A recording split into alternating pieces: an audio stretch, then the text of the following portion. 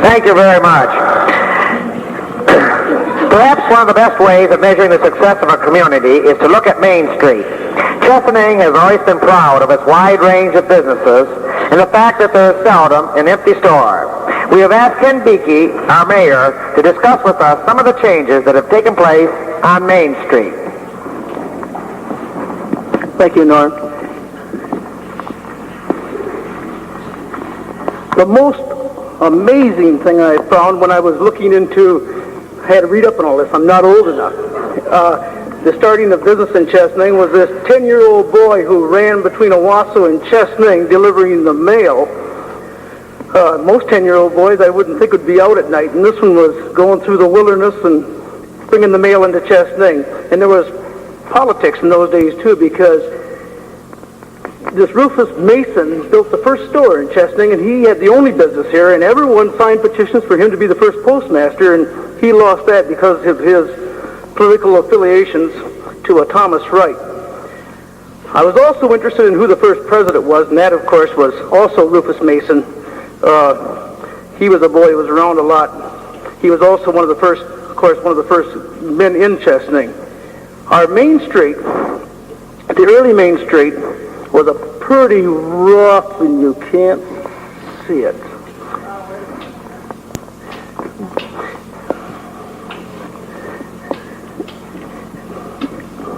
Wow. Now you can see it, and I can't see. It was all wood buildings, because wood, of course, was the most prominent building material. They had some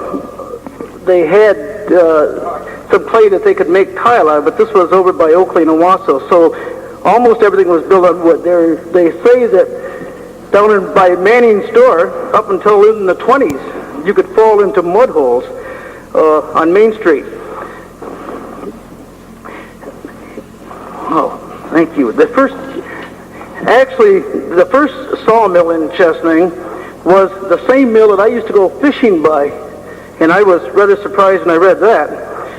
Ed Sutter and Guy Wrench used to work there in my time, and it burnt down here a few years ago. It's down by Frank's store. But this was also turned into a grist mill in later years as the lumbering year kind of fell off. Because of this mill, Parcelberg Mill, I understand, had to be moved down to Nevada because of the water rights and the dam and things. And this mill was located before that one was. Then the houses that are still standing, we still have a couple of prominent houses. This is the George Chapman home. It is still standing and being used in Chesaning. We have also the Lyman Stewart, who I knew, it was Dr. Stewart home, and that is being rejuvenated and actually being used as a resident now in Chesaning. Dr. Elred's home, Elred, I believe, the home is still in Chesaning too, although we don't have a picture of it. It's Mrs. Paul's home. He came here as one of the first doctors in town, and of course with and also opened up the drugstore with many partnerships that ended up with Tubbs Drugstore, and finally ended up as Schultz's. I think it's a long run of drugstores. That is a piece of script that Doug was talking about that I had, so I thought you might be interested in it, that the Pete Patent Company issued during the Depression years. And of course, then they made it good.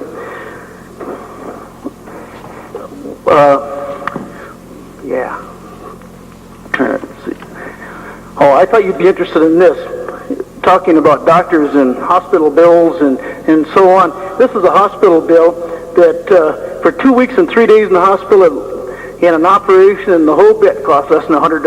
But you can't do that today. And the Cantwell, he was probably one of the greatest benefactors of Chesaning. He built was one of the original builders of the block where Bert and Joe's are now, and of course he had a general store and a mercantile store. He was a very enterprising individual. He built this block of stores. He also had a park. He built the park, and he also had his warehouses. He went on to make lots and lots of money.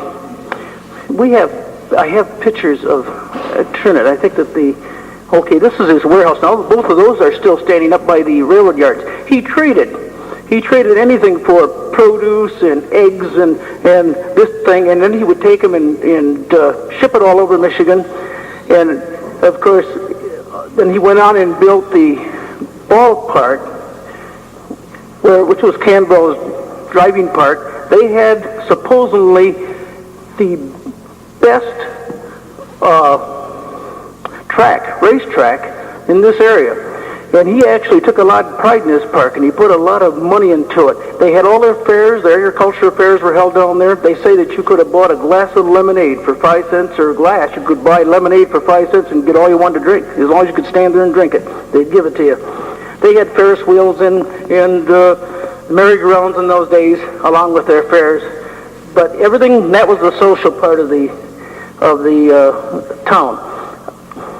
Now, as the town developed, now this is the town as the brick buildings and some of the stores started being built up. And as a matter of fact, most of the stores are here today. There's Schaumler's store, which I used to work in, the wooden structure on the left in the first block. That was torn down. Now that's where our beautification garden is. The rest of the brick buildings, I think, a lot of them are still standing. The only thing that's different is they cleaned up some of the mud holes. We got a paved street now. And now this is a better look at Chesaning, and you can see the bank, the old bank, standing with its tower down in the corner. This is the a block where Western Auto is in. Western Auto actually has the two white stores that's been tore out now. The Cantwell block is the first one, then the two white ones are Western Auto. And the four here on the end is the malt shop, the Soulboat Lounge, and the bar. But those are mostly all standing. The bank that's the old bank. I think that was a pretty sharp-looking building. They tore that down. They tore this down, and while they were building the new one, they moved across the street. And then they built the new bank in the same spot. That's a bank, I say the new bank. That's where the Central Telephone Company is right now. They didn't tear all the way back. Some of the stores on the back end where Ben Siebnick was in later years with his pressing, and Charlie Cheney had his office above, that was still left. But the bank itself was torn down. There's a picture of a couple of the stores where the Jackson stores, where we used to have our furniture store in two of those. We used to have three of them. Actually, the one isn't shown, but it's next to Schultz's drugstore on the right. Those two are Jackson, in the Jackson block, or the Mason block, but Jackson had his store in there. I guess one was a grocery store and the other was a dry goods store. That's the Central Hotel. This actually the site of one of the original hotel sites in town. One of the original ones, of course, has been built up since then. But it's always been a hotel, I guess. As far as I could read, as long as Chesaning was here, it was always a hotel. It always wasn't the building it is there, but it was always used as a hotel. That, of course, is gone too now. I had to show you this. This is the old hardware store that my dad, my Uncle Fred, Tom Hazelton, and there's a Mrs. McClure. If you can see her, she's standing right off the middle of the picture. She sold jewelry in the store they subleased it, I guess. They didn't own the jewelry part of it. She just sold it in there. But that's the old hardware store. And that's what an old hardware store, I guess, looked like back in the early 1900s. Everything hanging around and on the ceilings and all. They've changed that a little bit. Thought maybe you'd be interested in this. This is a handbill. Or not a handbill, actually. It was a sky high. It was a play that was put on back in 1920s, but you'll see a lot of the same businesses are still here today that were on this bill. Of course, some are gone, but it's rather interesting too, probably the prices, even though the prices seem like a little bit, they didn't make much money either. You could buy a house. It was also talking about building in town. I found out, on Clark Street in one of the homes, one of the 5 original frame homes that was built in Chesaning for sale for profit. Everything else was built for rent before that. This person built 5 houses and all alike, and he sold them for $1,000 a piece. And you couldn't buy them for that today. But that's what I was born.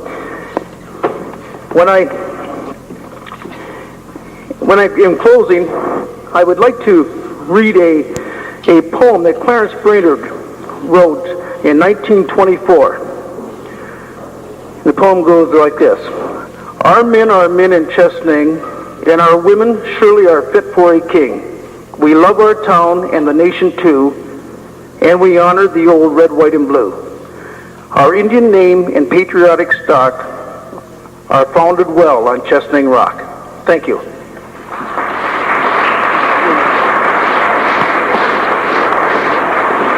Thank you very, very much, Ken.